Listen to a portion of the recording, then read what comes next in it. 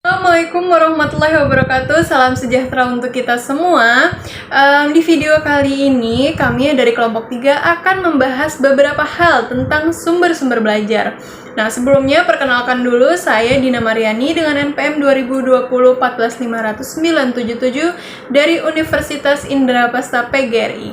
Nah, pasti teman-teman udah nggak asing lagi ya dengan kata sumber belajar. Tapi belum bisa nih memberikan gambaran terkait sumber belajar itu seperti apa. Nah, untuk itu kami dari kelompok 3 akan membahas materi tersebut. Stay tune ya! Sumber belajar yang dipakai dalam dunia pendidikan atau latihan adalah suatu sistem yang terdiri dari sekumpulan bahan atau situasi yang dikumpulkan secara sengaja dan dimaksudkan agar siswa mampu belajar secara mandiri. Jika kita telaah, sumber belajar terdiri dari dua kata, ada sumber dan belajar. Sumber sendiri itu artinya tuh asal ya, atau berasal, atau berawal ya. Kalau belajar artinya berusaha, berlatih dan sebagainya supaya kita yang belajar itu mendapatkan suatu kepandaian. Atau bisa dibilang seseorang yang belajar pasti akan mengalami perubahan dalam hidup yang menjadi lebih baik lagi sesuai dengan tujuan belajar. Menurut Edgar Dale dalam Rohani, sumber belajar adalah pengalaman-pengalaman yang pada dasarnya sangat luas, yakni seluas kehidupan yang mencakup dalam segala sesuatu yang dapat dialami dan yang dapat menimbulkan peristiwa belajar.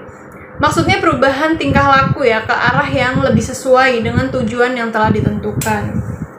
Kemudian dengan demikian kita bisa ambil kesimpulan bahwa sumber belajar adalah segala sesuatu yang dapat dimanfaatkan untuk menunjang kegiatan belajar mengajar yang efektif dan efisien dalam usaha pencapaian tujuan instruksional atau masalah belajar. Teman-teman udah mulai paham ya tentang sumber belajar. Nah, menurut teman-teman nih, sumber belajar ini bermanfaat nggak sih? Atau ada manfaatnya nggak sih? Jawabannya pasti ada dong. Nah, saya akan menjelaskan beberapa manfaat dari sumber belajar. Sumber belajar ini kan suatu kegiatan ya yang mengajar akan lebih menjadi lebih efektif gitu, efisien dalam usaha pencapaian tujuan yang instruksional gitu. Jika melibatkan komponen sumber belajar secara terencana, sumber belajar ini sebagai komponen yang penting dan sangat besar manfaatnya. Nah, apa itu manfaatnya? Oke, yang pertama, memberikan pengalaman belajar secara langsung dan konkret kepada peserta didik. Misalnya nih, ada kegiatan karya wisata ke objek-objek seperti pabrik, pelabuhan, kebun binatang, dan sebagainya. Oke, yang kedua, manfaatnya itu dapat menyajikan sesuatu yang tidak mungkin diadakan atau dikunjungi atau dilihat secara langsung dan konkret. Misalnya denah, sketsa, foto, film, majalah, dan sebagainya. Kemudian yang ketiga nih, manfaatnya dapat menambah dan memperluas cakrawala sih. Sajian yang ada di dalam kelas, misalnya tuh buku, foto, narasumber, majalah. Kemudian dapat memberikan informasi yang akurat dan yang terbaru, misalnya buku-buku bacaan, ensiklopedia atau majalah. Kemudian selanjutnya dapat membantu memecahkan masalah pendidikan. Nah, baik dalam lingkungan mikro ataupun makro. Misalnya, secara makro itu sistem belajar jarak jauh ya yang saat akhir-akhir ini kita lakuin atau SBJJ melalui modul. Nah, kemudian dapat juga memberikan motivasi yang positif apabila diatur dan direncanakan pemanfaatnya secara tepat. Kemudian yang terakhir, manfaatnya itu dapat merangsang untuk berpikir, bersikap, dan berkembang lebih lanjut.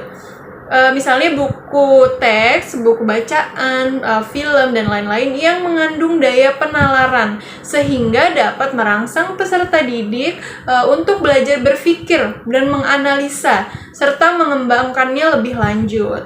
Seperti itu. Saya Nisa Dewandari dengan NPM 2020 1450 1021 akan melanjutkan materi terkait ciri-ciri sumber belajar dan komponen sumber belajar. Secara garis besar, sumber belajar mempunyai ciri-ciri sebagai berikut. Yang pertama, sumber belajar harus mampu memberikan kekuatan dalam proses belajar mengajar, sehingga tujuan instruksional dapat tercapai secara maksimal. Yang kedua, sumber belajar harus mempunyai nilai-nilai instruksional edukatif, yaitu dapat mengubah pembawaan perubahan yang sempurna terhadap tingkah laku sesuai dengan tujuan yang ada. Yang ketiga, adanya klasifikasi sumber belajar. Maka sumber belajar yang dimanfaatkan mempunyai ciri-ciri sebagai berikut, yaitu tidak terorganisasi dan tidak sistematis baik dalam bentuk maupun isi. Lalu tidak mempunyai tujuan instruksional yang eksplisit. Berikutnya yaitu hanya dipergunakan menurut keadaan dan tujuan tertentu atau secara insidental. Lalu dapat dipergunakan untuk berbagai tujuan instruksional. Yang berikutnya ciri-cirinya adalah sumber belajar yang dirancang atau research by design mempunyai ciri-ciri yang spesifik sesuai dengan tersedianya media. Adapun komponen-komponen sumber belajar sebagai berikut. Yang pertama, tujuan dan fungsi sumber belajar. Sumber belajar yang dirancang mempunyai tujuan-tujuan instruksional tertentu. Oleh karena itu, tujuan dan fungsi sumber belajar juga dipengaruhi oleh perancang atau guru sumber itu sendiri, serta sangat bergantung kepada karakteristik masing-masing jenis sumber belajar yang digunakan. Misalnya, seorang guru yang berfungsi sebagai pendidik akan membawakan misinya yang berhubungan dengan pendidikan, serta mempunyai tujuan agar para peserta didik sebagai penerima pesan dapat mengerti dan memahami pelajaran yang disampaikan. Sehingga dapat dikatakan bahwa setiap sumber belajar selalu mempunyai tujuan baik secara implisit maupun eksplisit. Yang kedua, bentuk atau keadaan fisik sumber belajar. Kegiatan observasi yang dilakukan di pusat sumber belajar atau PSB yang di dalamnya terdapat banyak komponen bentuk yang beraneka ragam, misalnya komponen perpustakaan, laboratorium, ruang observasi untuk micro-teaching, ruang produksi media, dan sebagainya, merupakan media penunjang dalam pengembangan sistem instruksional. Yang ketiga adalah pesan. Pesan termasuk komponen dalam sumber belajar, sebab sumber belajar harus mampu membawa pesan yang dapat dimanfaatkan atau dipelajari oleh pemakai atau penerima pesan, yaitu peserta didik, sehingga mereka memperhatikan dan menangkap isi pesan itu secara efektif dan efisien, serta terserap secara maksimal. Pesan sebagai salah satu komponen yang penting. Pesan yang berperan sebagai sumber belajar mengandung 3 pengertian, yaitu yang pertama tanda atau kata-kata gambar, termasuk pemilihan dan urutannya yang menjadi tanggung jawab perancang, diharapkan bermakna bagi suatu sasaran. Berikutnya adalah pembawa tanda atau macam, gaya, tata letak, atau pencetakan yang menjadi tanggung jawab penerbit atau prosedur. Yang berikutnya ada informasi atau arti yang diterima yang menjadi tanggung jawab sasaran atau audiens. Pesan sebagai salah satu komponen yang penting dalam sumber belajar. Untuk itu perlu diperhatikan hal-hal sebagai berikut, yaitu kelengkapan isi pesan, kejelasan serta kemutahiran isi pesan. Kemudian ada kemudahan penangkapan pesan sesuai dengan kondisi situasi tepat serta kemampuan dan kebutuhan penerima pesan. Lalu ada isi pesan cukup sederhana, jelas, lengkap, dan mudah ditangkap. Yang berikutnya ada tingkat kesulitan atau kompleksitas pemakaian sumber belajar. Tingkat kompleksitas atau sumber belajar berkaitan dengan keadaan fisik dan pesan sumber belajar. Sejauh mana tingkat kompleksitas perlu diketahui adalah untuk menentukan apakah sumber belajar itu masih dapat dipergunakan mengingat waktu dan biaya yang terbatas dan lain sebagainya. Nama saya Nurala Ramadini, NPM 2020-1450-1016. Saya akan melanjutkan presentasi selanjutnya, yaitu tentang klasifikasi sumber belajar. Menurut Association for Education, Communication, and Technology membedakan sumber belajar menjadi 2 macam. Yang pertama, sumber belajar yang dirancang atau by design untuk tujuan belajar seperti guru, dosen, pelatih, ruang kuliah atau belajar, laboratorium, perpustakaan, bengkel kerja, simulator, dan modul. 2. Sumber belajar yang dimanfaatkan atau by utilization, yaitu dimanfaatkan untuk tujuan, misalnya pejabat, tokoh masyarakat, orang ahli di lapangan, pabrik, pasar, rumah sakit, surat kabar, radio, televisi, dan sebagainya.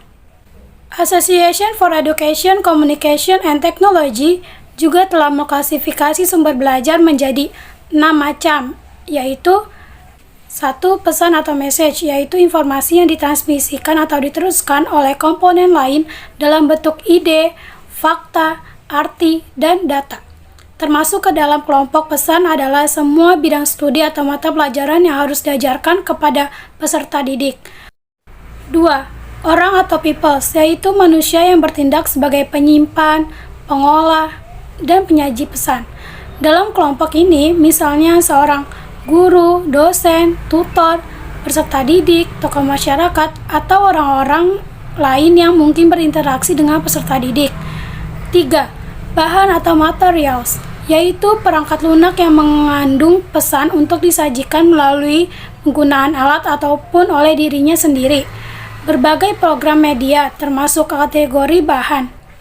Misalnya, transparansi, slide, film strip, audio, video, buku, majalah, bahan instruksional terprogram, dan sebagainya.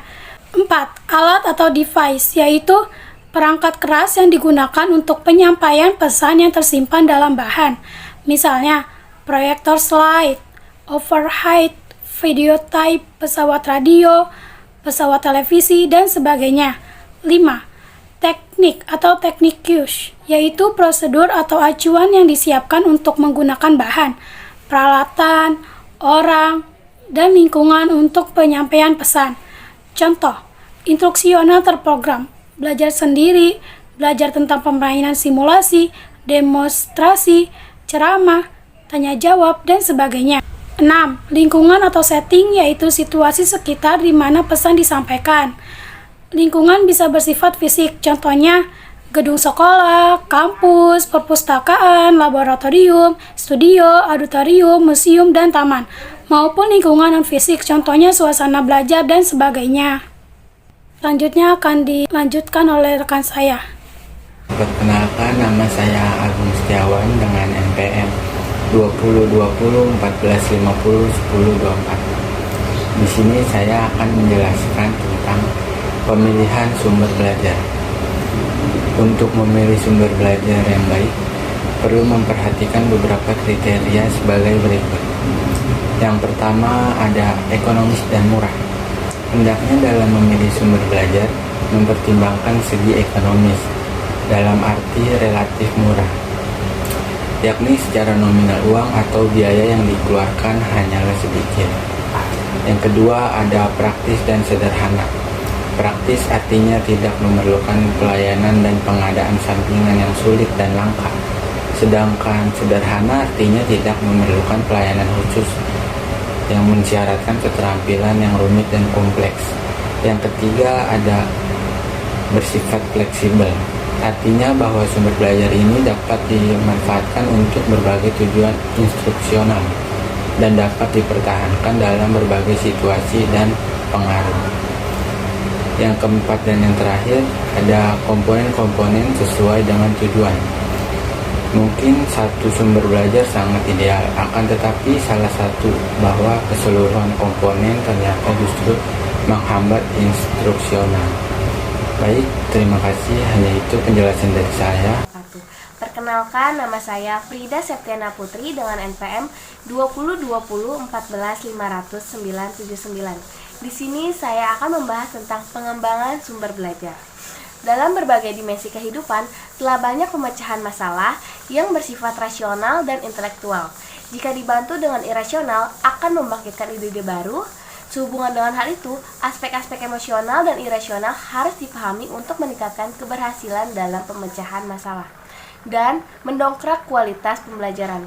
Oleh karena itu, jika guru mengharapkan pencapaian kualitas pendidikan dan pembelajaran di sekolah secara optimal, perlu diupayakan bagaimana membina diri dan peserta didik untuk memiliki kecerdasan emosi yang stabil dengan memahami diri dan lingkungannya secara tepat.